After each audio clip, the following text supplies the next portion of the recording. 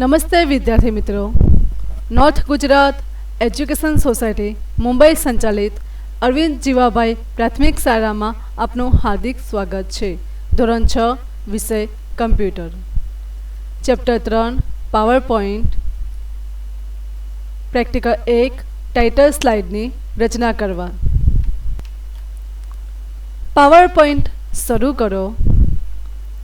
Start button, all programs, Microsoft office અને Microsoft ઓફિસની અંદર માઇક્રોસોફ્ટ ઓફિસ પાવર પોઈન્ટ 2007 પર ક્લિક કરો.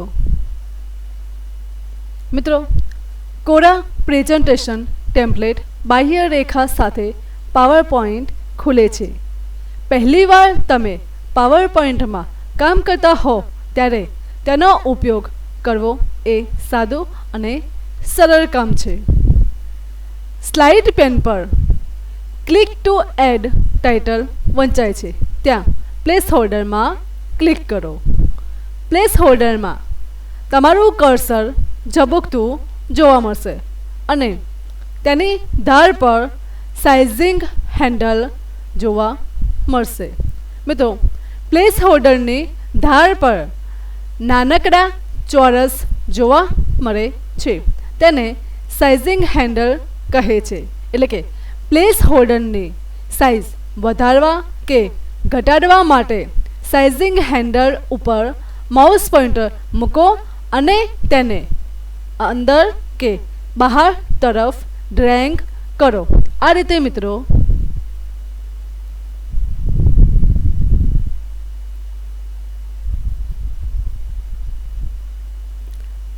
તમે પ્લેસ હોલ્ડરની સાઇઝ વધારી કે ઘટાડી શકો છો. હવે છેલ્લી ક્રિયા ઉલટાવી છે. તો મિત્રો, આપણે ક્વિક એક્સેસ ટૂલ બાર પર અન્ડુ નામનું આઇકન બટન છે તેના ઉપર આપણે ક્લિક કરીએ. જુઓ મિત્રો, આપણે જે છેલ્લી ક્રિયા ઉલટાવી છે આ રીતે તમે અન્ડુ ટૂલનો ઉપયોગ કરી શકો છો. ટાઇટલ ધ ટાઈગર ટાઈપ કરો.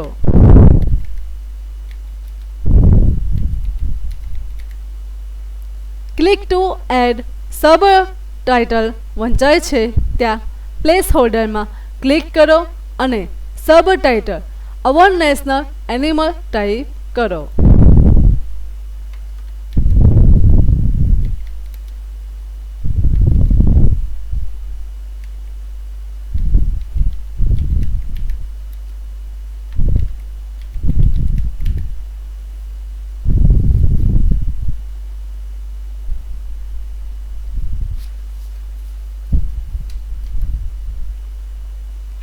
પ્લેસ હોલ્ડર દૂર કરવા માટે સ્લાઇડ પેનમાં કોઈ પણ જગ્યાએ ક્લિક કરો. પ્લેસ હોલ્ડર દૂર થઈ જશે. આ આપણી પહેલી સ્લાઇડ છે. સ્ટેટસ બાર એક્ટિવ સ્લાઇડ 1 નો સ્લાઇડ નંબર દર્શાવે છે. સ્લાઇડ્સ આઉટલાઇન પેન પર સ્લાઇડ્સ ટેબ સ્લાઇડની પ્રતિકૃતિ દર્શાવે છે. સ્લાઇડ્સ આઉટલાઇન પેન પર આઉટલાઇન ટેબ પર ક્લિક કરો. તમે રચેલી સ્લાઇડની આઉટલાઇન તમે જોઈ શકશો. જો મિત્રો, આઉટલાઇન ટેબ સ્લાઇડ નંબર, સ્લાઇડનો આઇકન અને સ્લાઇડનું લખાણ દર્શાવે છે. સ્લાઇડની પ્રતિકૃતિ પર પાછા જવા માટે સ્લાઇડ્સ આઉટલાઇન પેન પર સ્લાઇડ્સ ટેબ પર ક્લિક કરો. આ રીતે મિત્રો, જો તમે ટાઇટલ બાર પર ક્લોઝ પર ક્લિક કરશો તો તમને એક ડાયલોગ બોક્સ જોવા મળશે. જો મિત્રો, અહીં આપણે ક્લોઝ ઉપર ક્લિક કરીએ છીએ. જો તમે નો ઉપર ક્લિક કરશો તો સેવ કર્યા સિવાય પાવર પોઈન્ટ પ્રેઝન્ટેશનને બંધ કરશે અને તમે બધી સ્લાઇડ્સ ગુમાવશો. આનો અર્થ એ કે પ્રેઝન્ટેશન સેવ કરવું અગત્યનું છે.